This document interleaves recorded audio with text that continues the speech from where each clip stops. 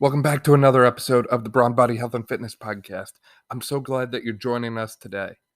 Today, I'm joined by Jared Bidne to be discussing explosive mechanics, which is Jared's gym and his overall approach to training and fitness in athletes. Jared's results speak for themselves.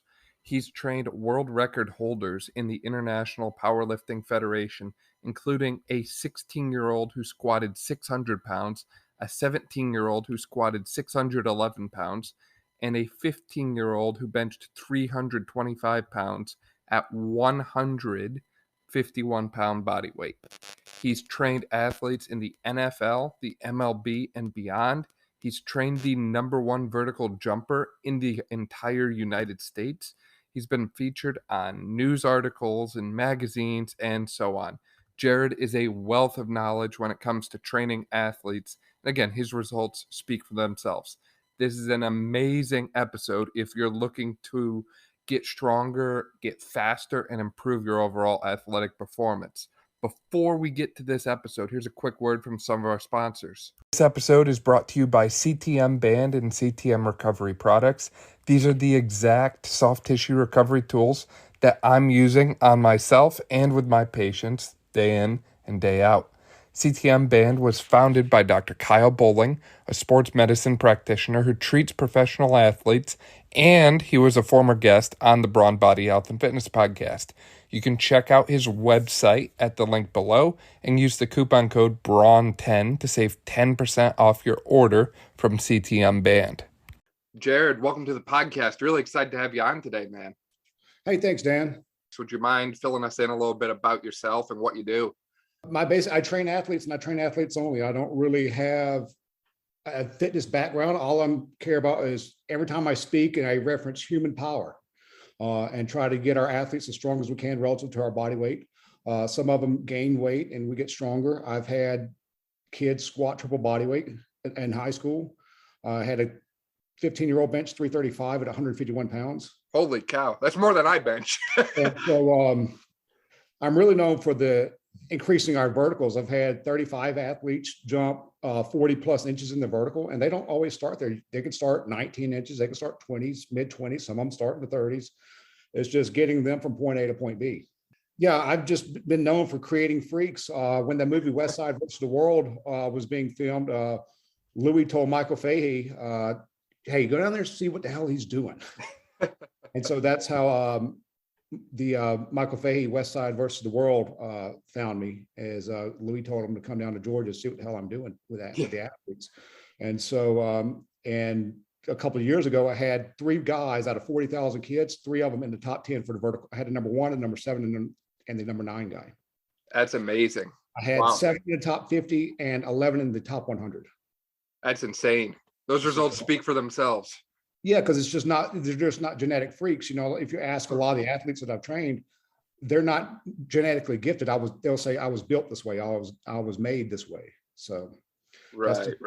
The background and what we do. And the thing is, I test my 40-yard dashes every month to make sure that we're not only getting stronger, but these athletes are coming in, they need to run faster. If they're going to play baseball, they need to run a faster 60. If they're going to play football, they need to run a faster 40. And so I can usually average about 1/10 of a second off these athletes per month. That's awesome. And I just keep all their stuff tracked in records so that anybody wants to come to the gym, I can show them this kid went from this to this. I had a kid who went from a 5'1" to a 4'4", from 5'1" to a 4'5" 40-yard dash. He went from 190 pounds to 205 pounds. So he went up 15 pounds and knocked over a half second off his 40-yard dash. Went from a 30-inch vertical to a 42-inch vertical, all around 205, 210 range, I believe. That's amazing. Wow. And a lot of your guys went into the professional sports as well, right? You had a number of people go NFL or professional. Yeah, I had 3 just get picked up this past year. I had 1 go to the Seahawks, I had 1 go to the Colts, and I had 1 go to the Texans. I've had people go to Tennessee. Will Lutz, the kicker for the Saints, trained with me when he was in high school and college. That's amazing. You have some great clientele. For people who aren't familiar with your book too, you have the Explosive Mechanics Jump book. Would you mind telling us a little bit about that too?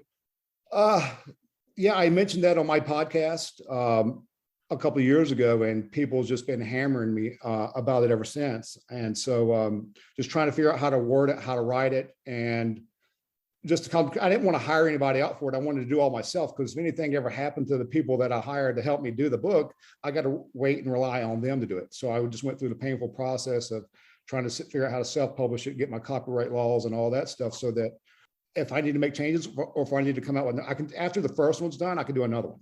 Right. And so the book just goes in talking about, like, years ago, when I first started training athletes, I dealt with a lot of female athletes. And so they were coming to me because they needed to jump higher for volleyball. If they're not touching close to 10 foot on the vertex for volleyball, they don't get a shot at getting a volleyball scholarship offer. I had some girls coming and just trying to figure all this jump stuff out. They would come and they'd train me. We would jump on boxes. So I try to talk about in the book different methods we used of jumping. You know, you see people jumping with kettlebells. You see people doing depth jumps. You see people doing, hey, let's jump on boxes. They're doing a multitude of different jumps. And I had all my athletes doing that. And they'd go to their relative volleyball showcase or whatever and try to see what they were. And some of them may improve an inch, some of them didn't improve at all, and some of them went down. So I said, shit, I got to figure this out. For real. Yeah, because I was not testing them. They were getting better at the stuff we were doing. Mm-hmm. But when they were going to getting their tryouts and trying to make the school or their respective clubs, their verticals were not changing. Like, Jared, what the hell? And I'm just thinking, you know, so having all these people test all the time on a monthly basis has really held me reliable, so that I'm showing them and their parents now that we're getting better. Once I started getting the volleyball girl, like I had one girl go from a 9.2 vertical touch to a 10-foot touch on the vertex. And so it's just, that's not increasing the inches. They just have it set at 9 and stuff like that, instead of having the vertical jumps. What we do is like measured in 38, 40 inches and things like that. So, and I had a kid come to me in high school. He was a sophomore and wanted to dunk. And so I was able to get him to dunk a basketball as a high school sophomore. Ended up going and playing basketball for overseas eventually. That's incredible.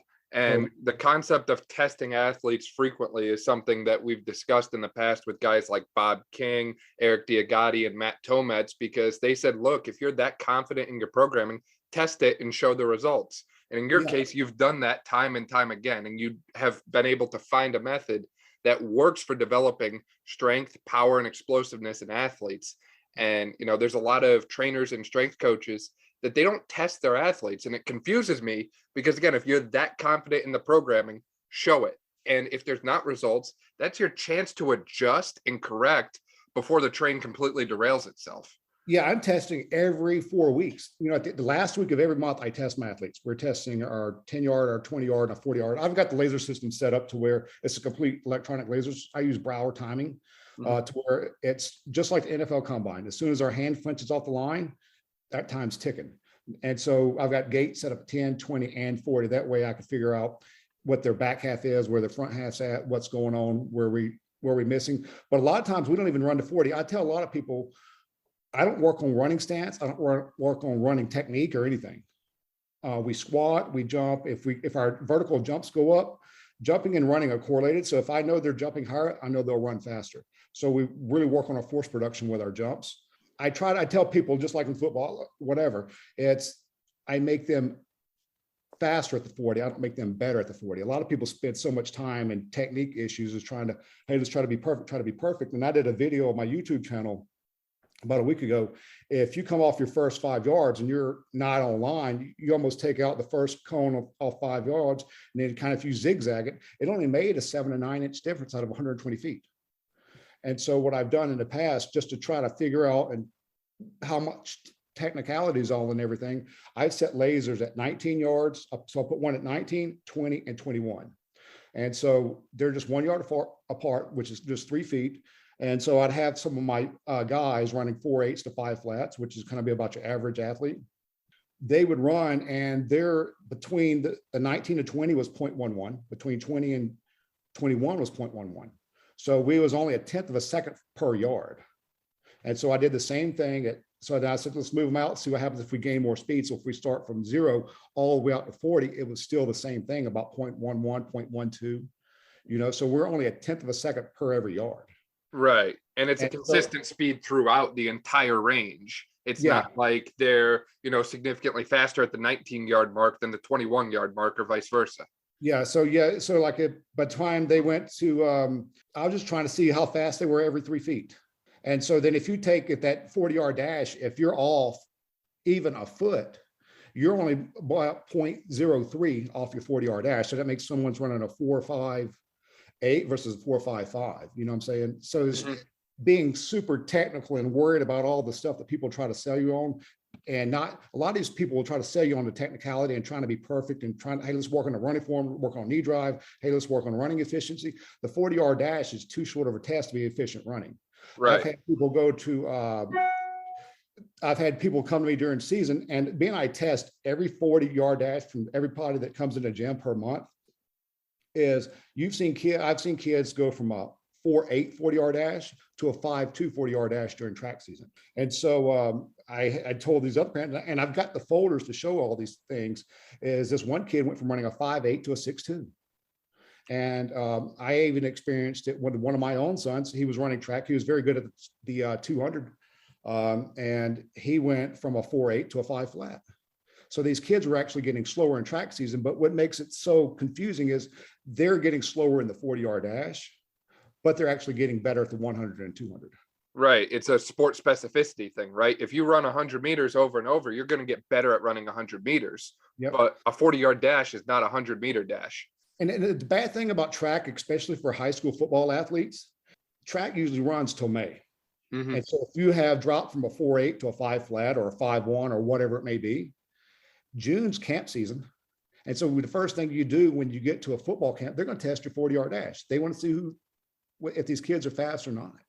And so a lot of times I think these high school coaches or what have you, they just want to put the kids in track season, maybe to keep them in shape or something, because it's definitely not making them faster. I've seen time and time over and over again that most of the time in track, they overrun the athletes.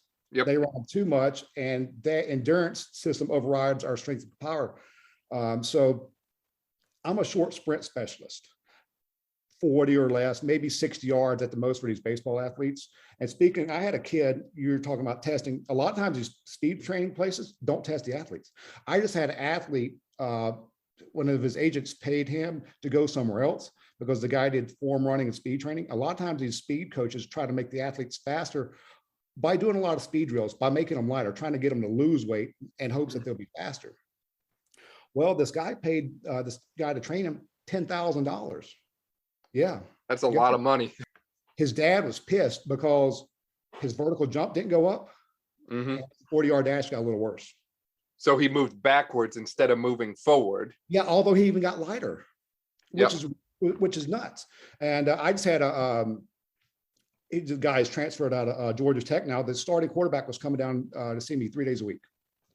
So my complete laser system, it's a little bit more strict. We went from a 5 flat 40 to a 4.7 40-yard dash. We went from a 32-inch vertical to I was trying to get him to a 40, but actually yesterday was his last day because he's got to fly out to Sam Houston. So he's going to finish up his school there as a grad transfer, and he's much faster and he jumps higher, So usually running and jumping correlated, like I said. If I get higher, his running is going to get better. But a lot of stuff we do to get our jumps up, and our running speed's been really correlated off our squat ratios. What do you have, like charts or numbers that correlate between squat rep max or percentage of body weight squat rep max to overall sprint speed or sprint performance? I do. We use the Tendo unit every time we squat. And so I was trying to figure out what's the limiting factor, because some of these kids are, hey, Jared, I was getting stronger. So then if we take what they were squatting at 0.6 meters per second, if it was 1.3 times their body weight, that's usually about a 5 flat 40-yard dash. And so I was trying to search and find my squat ratios. I have a whole chart of where people were and what they did, so that I was going to go over that. Like I had a kid that squatted 1.6 times his body weight, ran a 4.81 40-yard dash at 240 pounds. So although their body weight don't matter, it matters what their relative squat strength is at 0.6 meters per second. Years ago, I don't know what, maybe American College of Sports Medicine, the athletes, what they did is they pooled athletes. You have athletes that squat 2.1 times their body weight versus athletes that squat 1.9 times their body weight. And these were Division II college athletes. The athletes that squatted 2.1 were significantly faster than those athletes that squatted 1.9 times their body weight. And though in the testing, what they did, they tested to 10, to 20, and to 40, just like I do. And that was just an absolute squat max. And so I even went further. I was finding characteristics of elite sprinters, and what they all had about 5% body fat. They were talking about the leg length, but they also talked about their relative squat strength. So I think the average guys will weigh in about 176 pounds. They were squatting 2.5 times their body weight for your elite level sprinters, but a lot of the stuff that we read is like these, if you look at the college coaches and stuff that they post online, they're reading books that have been geared toward track sprint performance. And track sprint performance is very different from football or baseball or basketball or any of these other sports, right? Yeah, you have to be able to accelerate quickly from point A to point B. And if you look at Bolt, when he comes off the line, it takes him a little longer to get going. And so his running economy, his running efficiency is so much better that he's not wasting energy, because 100 meters is a long damn way. Yeah. And so, especially if you're playing football, if you're a linebacker, if you're a defensive end, you're not really running more than 10, 15 yards in a straight line. So your ability to play that sport better is your ability to accelerate. And if I sat there and I hammered and worked on my start times with my athletes, are we getting better because we can actually produce more force, or are we technically better? In sport, you don't have time to worry about technique. Your arms and legs and stuff are going all over the place. Yeah, I completely agree. And I even make the argument, can you even change someone's technique, right? If they've been playing a sport for 10, 12 years, however long it's been before they come to you, can you honestly say that they are running drastically differently after you've done, 2 or 3 months worth of running drills for 3 hours a week at most? That's not enough time to undo years and years and years of the form that they already have, right? Same thing with something like the deadlift, right? If someone comes to me and they say, look, I've always pulled conventional deadlift, and, they want to start pulling sumo, I'm going to say, why am I going to undo, 8 to 10 years of powerlifting training of you deadlifting conventionally to change it so you can now deadlift sumo? Like, there's certain things that you have practiced time in and time out over and over again, and that movement patterns become so efficient for you that I don't want to hit the reset button on that, because that's what your body knows. Yeah, and if you try to hit the reset button, it's actually going to take you a lot longer to get better. Look at Tiger Woods through the years. Every time he's changed his golf swing, it's taken him much more time to come back from that new ingrained pattern. So he had to override the first one. Once you override the first one, it takes a certain amount of time. But once you try to override that second one, it almost takes double time to override the second one as it did the first time change. Right. Just because you got to work on your neuromuscular pathways and things, and overriding the sheath theory. So, but yeah, so I just try to make sure I test my 40s. Like if I got a kid that squats, I had a kid, the fastest kid in the gym ran a 4.57. He was a baseball player, actually pitches at Brown University. He outran all the running backs. And sometimes when they have a good 10-yard dash, I've had kids run a 1.6 110 and a 1.5 510, and the 1.6 110 actually be better at the 40-yard dash. So all these people say, hey, I need to work on my start. I need to work on my start. That's just stuff that we've been conditioned to think and kind of brainwashed into. Hey, the only way to work on your start is to get your relative squat strength up, like we was talking about. Like that kid, that fastest kid, he squatted 1.75 times his body weight at 6 meters per second. And so this one kid, he squatted 1.49 times his body weight, 1.45 times his body weight. He ran a 4.95, but the kid that squatted 1.61 times his body weight, almost 15, then he ran a 4.81. You know what I'm saying? So it's kind of like he was 1.45, he was 0.15 on that, and he was almost 0.15 on his 40-yard dash. Right. And so then I had a kid, he came in as like super weak. I tested him. He squatted 0.97 times his body weight. He didn't even squat his body weight, but he ran a 5.8 40-yard dash. And so then I had a kid come to me from Birmingham, which is about 3 hours away. I didn't really know a whole lot about him. He was trying to get ready for his pro day stuff. And so I had him come in, test his 40-yard dash. And he actually was one of the first people, a few people that actually come in, start running a 4.83 to 4.81 range. And so I knew that other kid that ran at 4.81, this kid was a running back. So he was about 190, 195 pounds. The other kid that squatted 1.61 times his body weight was 240 pounds. And so he comes in, tests his 40, comes back a few days later, and we start squatting him. And I've never seen a box squat. He don't know what a tendo unit is. He's never had access to all this stuff in college. And so because we box squat with a Tendo unit just to Yep. monitor squat speed numbers. And I knew his body weight because I had him step on the scale, and I knew what his 40-yard dash was. So I wrote his squat numbers down, how many sets and reps I wanted him to do based off his body weight and his 40-yard dash time. And then I got busy at the gym and I started going to work with some other kids. I said, oh shit, I got to go check on this kid. And I was asking this kid that he was squatting with about his squat numbers. He said, I'm doing this. And the new kid that I just wrote his squat numbers based off his body weight, he chimes in. He said, the fastest I get is a 0.6. He said, I got a 0.6 and it started going 0.5, 0.4.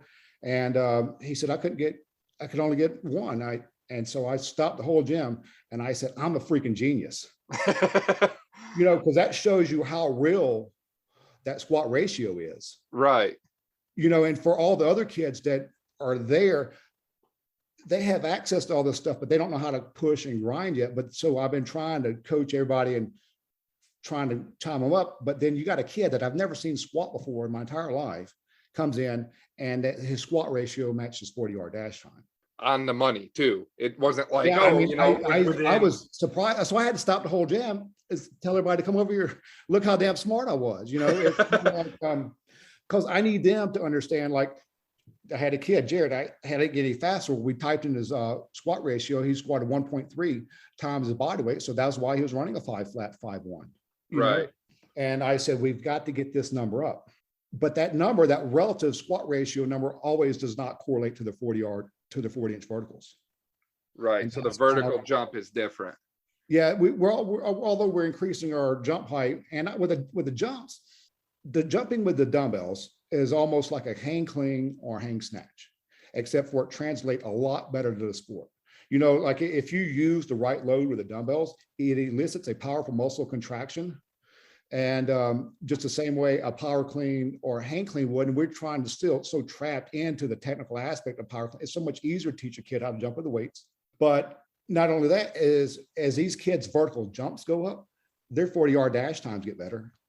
Right, because you're improving overall power and explosiveness in that same vector as the squat. Yeah, it's actually translating a lot more to sport by jumping with these weights at the right loads. Right. Right. And that's the key, the right load, because I've seen people do these like barbell jump squats even in the past, and they've got, 45-pound plates on each side. And I just look at them like, I get what you're trying to do, but your load is way off, because I'm guessing, you're probably getting like, I'll say college football linebackers, you're probably doing what, like 25 to 40-pound dumbbells for the most part. Yeah. Mm-hmm. So it's one of those things that you have to keep in mind the overall point of the plyometric activity. It's the quick change from your eccentric amortization phase to a quick acceleration in the opposite direction. And if you load too heavy, you're not going to get the acceleration like you want, and you build flow strength instead of explosiveness. Yeah, because I've had some athletes jump with a heavier dumbbell than I wanted, but they've always been very good guinea pigs for me, because the athlete, hey, let's try that. They're not scared. A lot of people I've had not scared to try. And so if we lower the dumbbells too heavy, our vertical jumps actually go backwards. Really? Yeah. And so that's why it's pretty critical. And there's a sweet range for a lot of different athletes. And I kind of go over the mathematical formula in the jump book about that, as how to properly get the athletes to choose which weights to jump with. And I was working with some basketball players for our local university here that they brought me in to become their strength coach for about 2 years. And the way I got the buy-in from my basketball players is I out-jumped them all. It's like, how does that make it? It didn't make any sense to them. Right. Like, how can this guy come in, this older guy, out jump us all, And once I did that, they're like, hey, coach, what do I need to do? Hey, what do I, it's just, you got to earn your respect. And so a lot of those things I've given my athletes, I've done myself. I've jumped a 37-inch vertical at 36, 37 years old. I forgot how it was. I was going to try to jump a 40 at 40. That'd be sick. Right.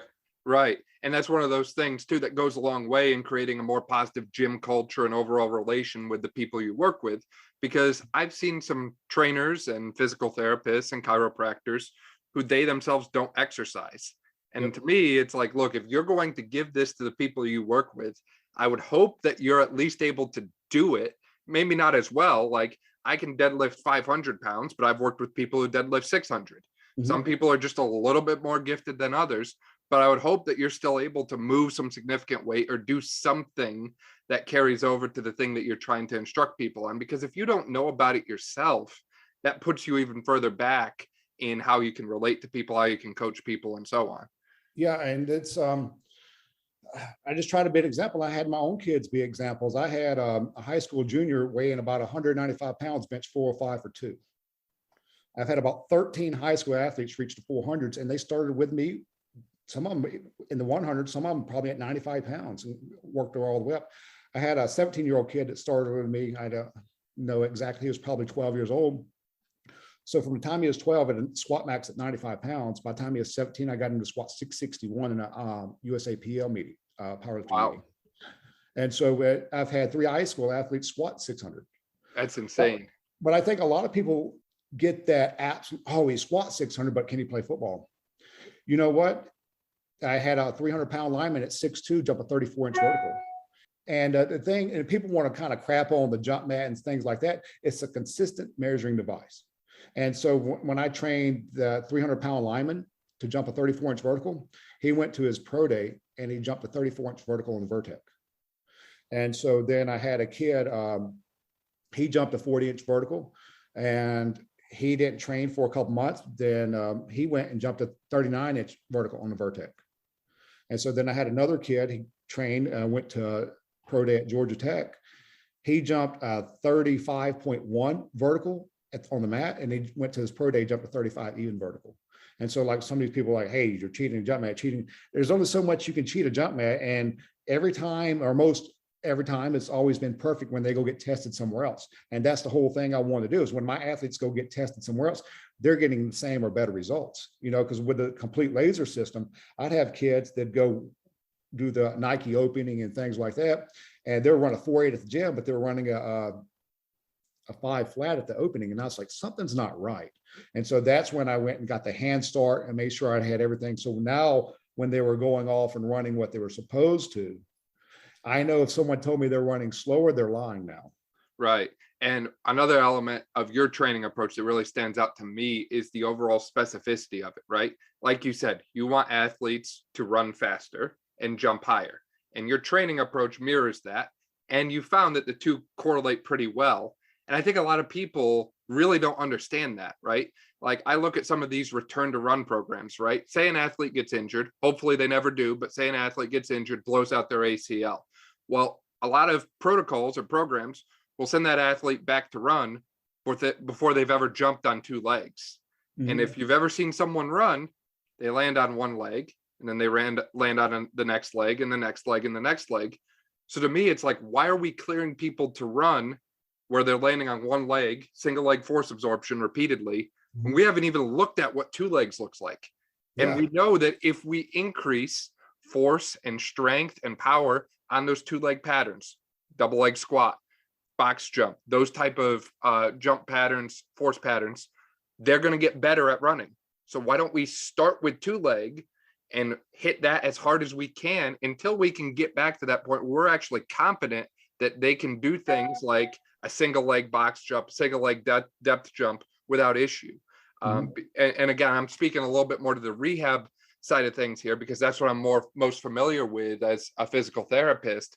But it just baffles me that people don't think like this, because to us, it seems kind of common sense, for lack of a better way to put it. Yeah. And it's like, you'll get some people like, Jared, why don't, like, we can get 1/10 of a second off an athlete, average a 1/10 of a second off an athlete's 40-yard dash per month with no running. Then they're like, why don't you run them? And why do you run them? And these people over here run them. Well, the people running the athletes all the time don't test the athletes in the 40-yard dash on a monthly basis. You know, they're making the athletes feel, you know, everything's such a feeling-based society now, is they feel better. Hey, I feel faster. I've had kids go off to college. Hey, Jared, to come back, I feel faster. I test a 40, they're actually slower. So I said, I don't care what you feel like. Yep. All I care about is what your numbers should tell me. You know, that's how we know if you're fast or not what you feel.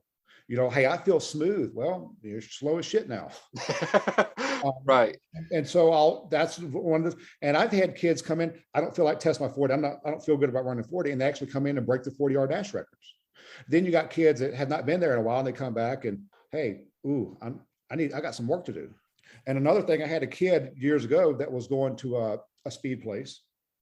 Then I had another kid that was just coming to me. They both played baseball, and they kind of their dads knew each other. Well, the first year, both of them ran a 7.2, 7.3 60-yard dash. So one kid came to me, and the other kid was going to a speed and agility place where they just worked on bag drills, worked on running and stuff like that. A year later, that one kid ran a 7.2 60-yard dash, and the kid who was coming to me ran a 6.6 60-yard dash. Wow. And that other dad came to me and said, what are you, everybody's trying to figure out what the hell am I doing?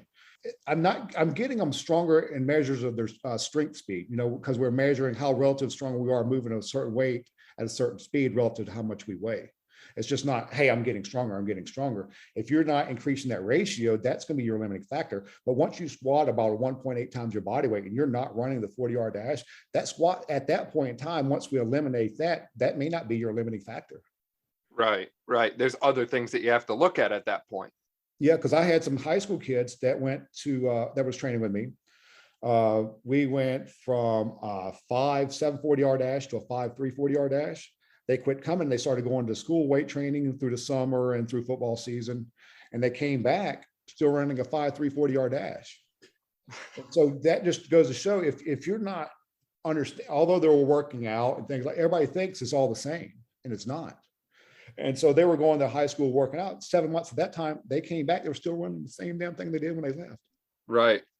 But then once they come back, it's like, okay, now I'm at a 5.2, a 5 flat. Now I'm running 4.9. But then that vicious cycle, because I pretty much only have my football athletes January to July or mid-July, because now they got to get ready for season. It's too hard for them to come in and try to maintain some stuff through the season, although I do have a few kids that do. And so, like I said earlier, if they're going to go to track practice after football season, so if those kids that ran a 5.3 and they went to track practice and they're going to come to me in May and June, that's not enough time to get our 40 back to where it was. And so I had a local high school coach that knew how good I was at getting the 40-yard dash times. So he sent his two sons to me for the entire spring semester, although he was a head coach of the football around here. He was also in charge of the weight room stuff, but he sent his two kids to me. Well, they went to camp, got the numbers. Now they're both going to school on full rides, went to a D1 university. It's just, those numbers are important. And that's the first thing, like I said, when you get to a college, like these college camps coming up in a few weeks, they're going to test a 40-yard dash. If you're not running the 40-yard dash, on to the next person. I had someone years ago who was telling me the Atlanta Falcons, one of their requirements for a running back was running a 4.56. And so what they did is they looked at that Excel spreadsheet and went and circled all the 4.56s or faster. Then they looked at the names. Then they looked at the film. And so numbers matter. I don't care if numbers matter in a ball game. Numbers matter in your checking account. Numbers matter on the bar at the end of the day. Right. Numbers matter in golf. No matter what the sport is, numbers always matter. And I tell people, I said, why are you coming in here? Why do people go places and not monitor numbers? I said, not monitor numbers is like going to work without getting paid. And the thing about the numbers is the path to get there, as you mentioned before, it's not necessarily the most glamorous thing, right? You're not putting athletes through these trendy workouts they saw on social media. You're not, oh, hey, I saw this new, reverse backwards hack squat, eyes closed thing, or something ridiculous like that. You stick with the basics, you stick with what works. I think it shows when you look at your overall gym environment, because you go in a lot of different gyms and people got, 40, 50 different machines. They've got, 6 different shoulder press machines, 5 different chest press machines. That's all well and good. But at the end of the day, all of that variety isn't going to get you better at the one thing that you're trying to get better at. And that's where the training goal importance, like we talked about earlier, comes into play. You know what you want to get better at, and you match your training to that. And unfortunately, we're in a world where we're filled with a lot of different fluff and eye candy type things, or as you mentioned before, how you feel. Some athletes want to feel completely burnt out and exhausted after they work out. And I'm willing to bet that some athletes get done with your training and they feel alive and energetic, and they don't feel burnt out and tired and fatigued the rest of the day. Yeah, some of them come out of the gym without even sweating. And the parents are like, what's going on in here? I told them, it don't matter what I do as long as their numbers improve, right? Right. And so sometimes we're conditioned to think they need to come out with their tongues hanging out of their head. They need to look like they went to work. It's a totally different training process. We rest about a minute between each jumps we do, and we just do single jumps. We're not over there doing multiple hops. And I like that you said the one thing. What's the one thing that we need to do? Well, once we get to our 40-inch vertical, we could work on hurdle jumps. Mm-hmm. Then we can work on depth jumps. Then we can work on the other stuff that we have not, because now you have that main focus. If I have a kid, if I get him to a 41 or 42-inch vertical, he don't come for 3 months. He comes back. He's still pretty much right there, a 40-inch vertical. For some reason, it does not drop a whole lot, and I've not understood that. So I had this girl played softball at UGA. I got her to a 30-inch vertical when she left. She'd kind of come back in the summer, so we'd try to get that maintained. But then after she quit playing softball, 5 years later, she'd moved off. She'd had a full-time job. They had not done anything athletically in 5 years. And she came back to the gym, did a podcast with her, and without anything athletic in 5 years, she still jumped a 25-inch vertical, which is, it went down 5 inches, but she had gained weight and not done anything. And so then I had another kid. He played for the Rams, tore his Achilles, and had not done anything. And we went from a 32-inch vertical to a 38-inch vertical. By the time I get them, like I just had a kid, that kid left me yesterday going to Texas to play, to finish up his football career. We got to a 39.4 vertical. We didn't quite get to my 40 and he's gone, you know what I'm saying? But we started off at a 32. It takes time to get there. Right. But the guy for the Rams tore his Achilles, did not play. And so he got released and he had to go home, start working a full-time job, got married, wife and kid, and he had not done anything athletic within about 3 years.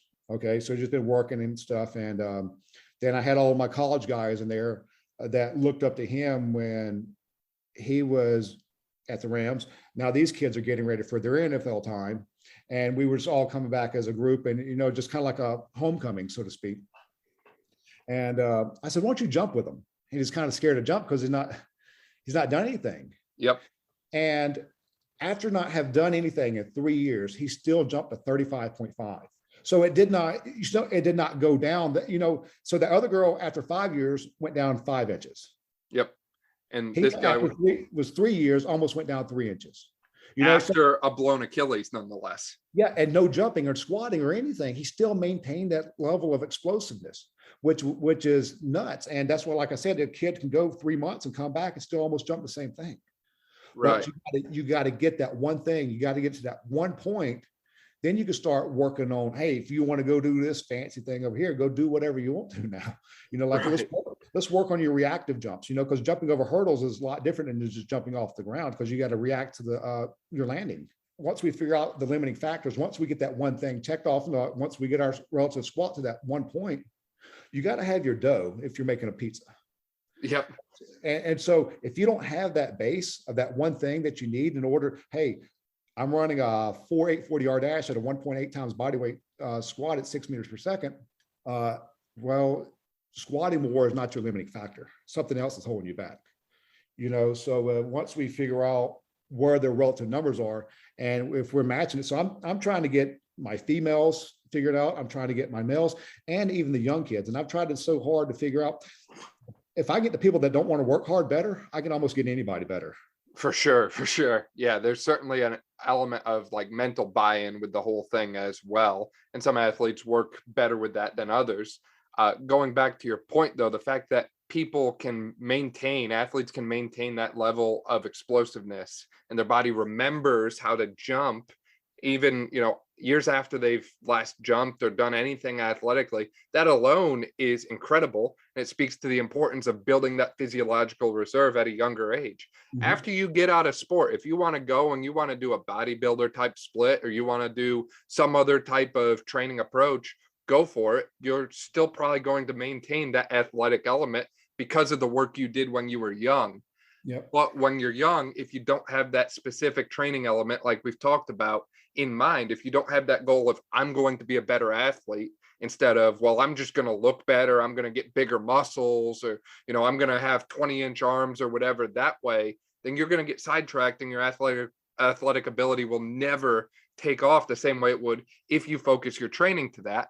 And I'm willing to bet again that a lot of the athletes that come to you and they get stronger in the squat and they get stronger in the bench press and they improve their vertical jump, they probably develop quite a bit physically as far as aesthetics go. And I'm also willing to bet, while I'm gambling away here, that some of them probably get more muscle doing that type of training approach than they would a bodybuilder type split working, 20, 25 sets per muscle group in a single workout, working to failure, working with like a 50% one rep max load. Those are not necessarily the kind of things that will produce the lasting change that you want to see long term, unless you enhance it with some other things that don't go well with athletics. Yeah. Yeah. You'll have some kids that come to the gym and they'll, Jared, that kid's a freshman in college. I said, no, in high school. Yeah. And so there's, once they start with me, and I talk about training years, once they start with me like at 7 or 8 years old, by the time they get to about 15, 16, 17, they are freaks. I had a little girl weigh 80 pounds at 10 years old, bench 105. I think she may have done 110 in competition, 104, 110. I think she missed 115. That's not bad for a 10-year-old little girl that weighs 80 pounds in a USAPL where they got to come down, pause, and press. She also squatted double body weight. It's just, but she also had a 7.6 broad jump. And so I think she had a 27-inch vertical. That's unreal for a little girl. You can do so much, but you got to just be patient with the stuff that you do. Like sometimes these athletes just get impatient with, hey, I want to do this. And sometimes it's not about how much you do in one day, because we squat and we jump frequently. It's not about how much you do in one day, because we're going to come back again and get it again and get it again. It's our frequency. So if you do too much in one day, you're not going to recover enough. And so the reason I don't sprint the athletes when we're on a monthly basis, like I test it, but we don't do a lot of sprinting workouts, because I got to get them to understand how important the squat is. Because if they get fat, if they're squatting at the gym and they're running at the gym, and I test the 40-yard dash, they're going to think they got better at the 40-yard dash because they ran more. Right. And that kind of goes on with the common thought, oh, they got better because they ran. No, they got better because they squatted. So just eliminate the sprinting and get them stronger so that you can see.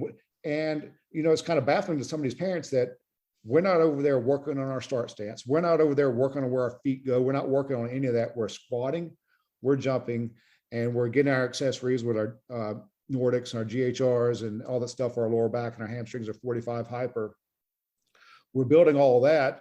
But then, at the end of the month, we kind of come over here and we test. So it's kind of like everything's set up to where you got the gym on this side, put it together. At the end of the month, let's go over here on this other side. Oh, did what we're working over here, did it show out? It's just like a science experiment. You got to go in the lab, then you got to go out in the field and test it. You got to go back to the lab, you got to go out in the field and test it. And that's kind of how I run things. But if I do have a kid that has to get ready for like the summer camp season, and they've been with me long enough, they know how important the squat is, to where they'll write their squat speeds down per set and not even run what they're running.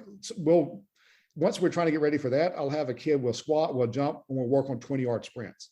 But I limit the 20-yard sprints to 3 sprints. Because we're going to come in and get it next time too. And so what the kids feel, oh, I ran a 281. I need to run a 279. And so if you come in, and I had a kid that didn't believe me, and so he came in on a Wednesday, he ran about 6 20-yard sprints. I said, you didn't ask me for 6 sets of squat. Mm-hmm. I said, when we're sprinting, that's still load. I said, it don't feel like load, but it's still load. And so then when he came back in on Friday, his squat numbers were bad and his run times dropped a little bit. And so then we had Saturday, Sunday off, and he came back in on Monday, and we squat numbers up. Sprint numbers were a little better, but he stopped at 3 because he learned if we do too much running, it actually, because being that we're doing it so frequently, is actually messing you up. Yeah, for sure. I was going to say, we had Bob King on the show back in January, and he was talking about when he was with the Dallas Cowboys and the Dallas Mavericks, the approaches he used with conditioning for players, because that's an element of the game too. You want people to be fast and strong, but you also need to make sure they last the full game. And he just kind of threw the whole conditioning thing to the side. He said, look, ultimately, if we run them fast, they'll find a way to recover in training. And when the game comes around, they'll find a way to recover because it matters a lot more. There's a lot of the physiological endorphin type effect. So his preferred distance at the time, I think he said it was like 80 meters or 100 meters, something like that he was conditioning these athletes with. And he said, I had a time for each athlete. As soon as they fell outside of that time window, we stopped the whole thing. It was like, okay, you're done for today. Hang up your cleats. Or they had a max of like 5 sprints in total with 5 minutes recovery in between. A lot of people don't condition their athletes like that. A lot of people don't coach the strength and speed element together. A lot of them look at it as in like, well, we need to get them faster. So we're going to run them up the hill, and then they're going to walk back down, and then they're going to run up again. They're going to run up again. And the next thing you know, you've done 30, 50. Even when I was in high school for soccer, we did up to 70 hill sprints in a single session. Oh, and then we had practice the next day. So what is that really doing for someone outside of making them completely exhausted? You're not actually improving the elements of sport that you want to. You're just tiring someone out and setting them up for, disaster, lower performance, higher risk of injury, and so on. Yeah, and that's the whole point about the coach, like you said earlier, about the coaches not testing. They're running the crap out of them, but they're not testing any variables. Yep. And so you're just going to kill the kid and not knowing what you're doing because you're not testing. The only way to know anything is to test to see if it's working. And so you got to come up with better tests for conditioning and things like that. But like you said, with the effort that we're putting in behind our jumps and our squats and our lifting and the heat, because we don't have the gym's not air conditioned. And you're in Georgia nonetheless. Yeah. And so if it's 90 or 95 degrees outside, it's 95 degrees inside. And so the point of that is being in the heat's a form of conditioning itself. Yeah, for sure. So if you're playing football where you got to put on pads and fight resistance against your opponent, you're doing the same thing in the gym. You're fighting against that load in the heat, just like you would. And so when they are out to the field, they are conditioned to be in that situation instead of working out in an air-conditioned weight room environment. It's not probably a common thought process, but being in the heat, it's real. It's a form of conditioning itself. And these athletes, when they leave me and they go out and play their football, they're not dying over like a lot of other kids are, And I told these kids to get ready for this camp season, I'll start conditioning for that, because especially my linemen, because they already got the strength and the power. At this point, I'm not going to add that much within a few weeks, but I can get them in a little bit better shape. Because if that coach is watching you and you sit over there bent over, you may not get an offer because you're tired. If you're tired in front of a coach, they think you're lazy. Yep. And I mean, I think your gym motto from what I saw on your website before was shut up and work. I mean, it's plain and simple like that. You mentioned about the heat and the fact that you don't have AC, but also keep in mind the overall environment that you invite in the gym, right? It's charged, it's emotional, and people get fired up. Well, guess what? When game time rolls around, people are charged, people are fired up. You get the same kind of environment in the gym that you do in the game. So when you match all of those other variables like you do, you take a lot of the guesswork out, because, sure, someone could go and they could train themselves at like a Gold's Gym or one of these big box gyms for, probably less money, but they're not going to get the same results. They're not going to get the same environment unless they can somehow create that themselves, and at the end of the day, you might not get where you want to be. You might not achieve those goals. You've said it time and time again. You have a proven track record of people who come here, get faster, they jump higher. Oh, and by the way, they get offers. They play in college, they play professionally, and so on. And to me, that's the winning formula. You've got it figured out, right? You've proven it time and time again that you can succeed. It's one of those things that why would anyone do anything else? I had a kid, actually, a story about that is I just got a new person started coming in yesterday because he's about to be a senior. He just finished up his junior year. Him and this freshman had the same bench max. Now the freshman benches 40 pounds more than he does. So the freshman is repping, he's got a 40-pound bench max ahead of the junior guy. And the junior guy said, what the hell are you doing? Where are you going? And so it's kind of like they understand now that especially if you're a junior and you're looking for offer and you got this freshman that's getting stronger than you, you're trying to figure out what the hell the other freshman's doing. Right. And so I had a kid at 220 ran a 4.7 this past month as a high school sophomore. That's insane. 220 pounds, and he's dropping times that are almost NFL level. Yeah, and it's so hard. Sometimes I hate seeing my 40-yard dash times because people still don't really get it. Right. because of that complete laser, especially where the hand is. There are other timing systems out there, but the Brower used to be used in the NFL Combine years ago. So it's super strict and super sensitive to your hand. And you got some other ones that have like a laser system, or maybe have like a wristband or something. We're the same between 20 to 40. But I had some kids go to a combine yesterday that was supposed to be complete laser, and they're usually running about a 2.8 something in the 20. But yesterday with a different laser system, they were running 2.6s in the 20. And so, and I've had some other people that I've talked to that messaged me through Instagram, or have talked or even called me, and we've kind of gone over the different laser systems.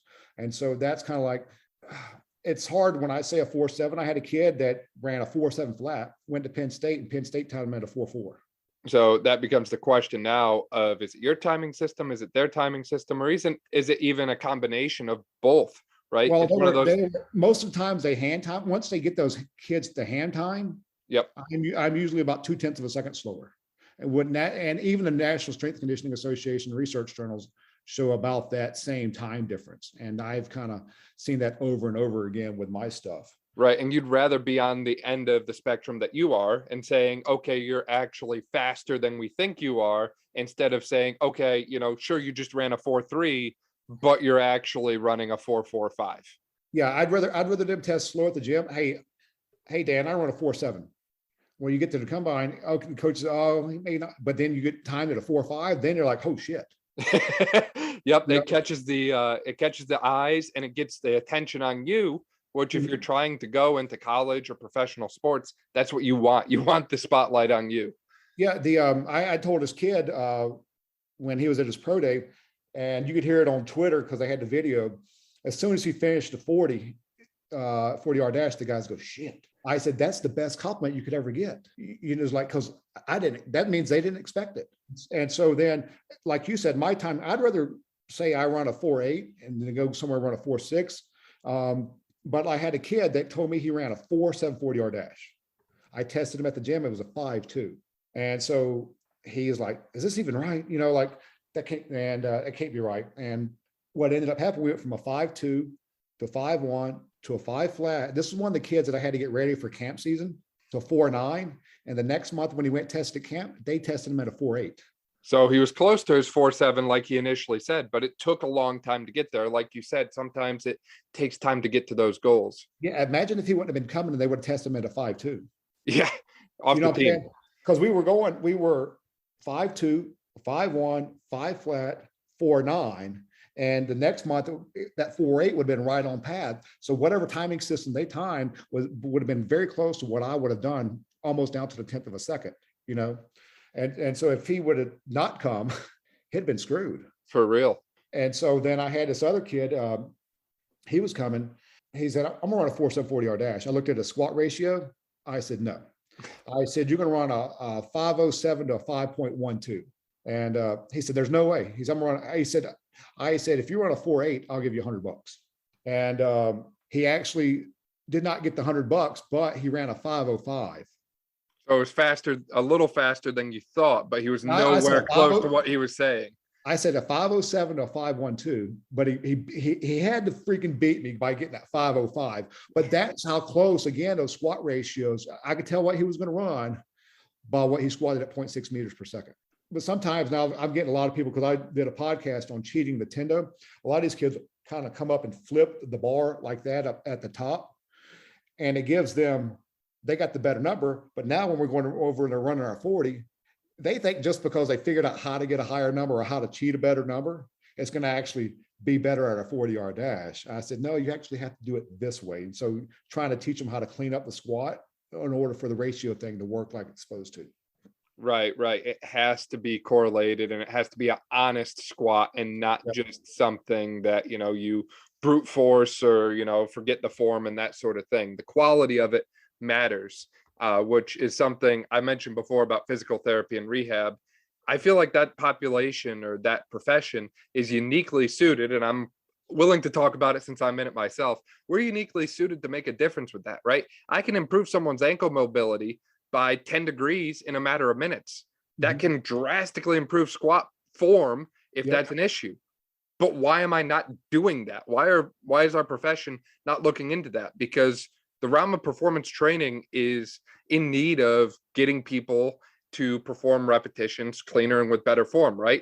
A lot of these kids, if they're in school, they're probably sitting down 7, 8 hours a day. They probably got tight hips. Their ankles probably don't move near as much as they should. So naturally, if I can get them moving better, that's going to carry over to on-field performance, performance in the gym, and so on. And again, the question is, why aren't we? Why aren't we looking at that? And I know you can do the same thing with different stretches and band mobilizations, but your time is there to get the athlete stronger and faster. Mhm. And if you start filling your own bucket with too many different things, well, now I've got to chase this rabbit, this rabbit, this rabbit, and this rabbit. And you're not going to end up getting any of them because you've got too many things that you have to focus on. I hope that in the future we can start seeing people use more of an approach like I'm a big fan of Dr. Kelly Starrett. We had him back on February on the podcast, Mhm. and just the overall approach of, okay, this is going to tackle the mobility and the movement. These are the things we have to check off Mhm. before we get to squatting and deadlifting 500 or 600 pounds. We know we need to get there, but hey, if I can't even do a basic body weight squat with good form, loading a bar with 400 or 500 pounds probably isn't going to put me any closer to running faster. Yeah, the that ankle mobility is as far as free squatting with these athletes is big time, because you can tell if a kid walks around and I said, man, your ankles are pretty damn tight. And when you put him up under the bar, then he can't squat right. You know, he kind of gets jammed up. And Right. you can't quite sink into the hole. And so until we get the ankle mobility, so I still got to try to squat them to get them stronger, but we may squat with we use a bob, what I call the bob from Westside Barbell. It's just like it's almost basically like a slant board. Yep. I put that up under the heels. Now we're able to strengthen our VMO and get a little bit stronger. But then our accessory work in the gym now becomes stuff to loosen up the ankles so that we can get in that squat position without that device to help us get deeper in the squat position. Jared, this has been an amazing episode. We've talked about a little bit of everything as it relates to developing athletes, strength training for athletes, power development, speed development, all kinds of amazing things. Do you have any kind of closing thoughts or closing remarks you want to mention to people listening? Not that I could think of. I just kind of go on rambles and get on different rants and fall down different rabbit holes as I go on about stuff. You know, you kind of heard that as we've been talking here. But no, Dan, I really appreciate you having me on. For sure. For people who want to check out your page, your gym, and find out more about you, where can they find you?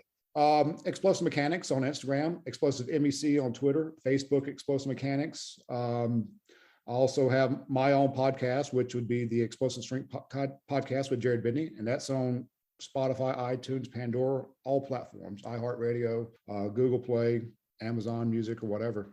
Awesome. We'll make sure to link to all of that in the description below. So if you didn't quite catch it, you can just click there. Jared, really appreciate your time and for coming on and sharing your knowledge with us. All right, thanks, Dan. Thanks for having me. I really appreciate it. It's been fun. Thank you for listening to this episode of the Brawn Body Health and Fitness Podcast. If you like this episode, please make sure you subscribe to the podcast on your favorite platform and share this episode with a friend who you think would enjoy hearing it. Additionally, if you want to help support this podcast and keep future episodes going, please check out our links below where you can support us directly or through engaging in any of our affiliate marketing links. Last, please make sure you check us out on social media at Brawn Body and leave a 5-star review, especially if you're listening on iTunes or Spotify.